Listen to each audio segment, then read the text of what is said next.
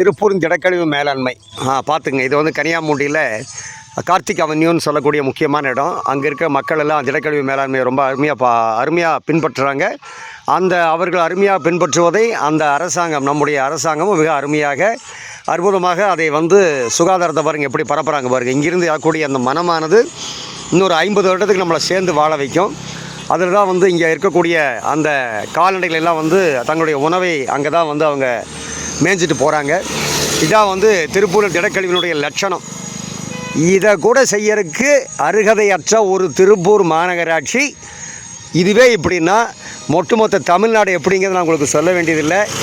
குப்பை ஒன்று போதும். இந்த அரசு எட்டனாவுக்கு பொறாத அரசுன்னு சொல்கிறதுக்கு வேறு ஒன்றுமே பேசவே வேண்டாம். ஒட்டுமொத்தமாக இன்றைக்கி தமிழ்நாடு இப்படித்தான் நாரி கிடக்குது. இதை விட இந்த அரசு என்னத்தை சாதித்து என்ன பண்ணிட போகுது? இதில் பேச்சு மட்டும் கேளுங்க. திட்டம் தினம் ஒரு திட்டம். வெட்கம் வெட்கம் வெட்கம்.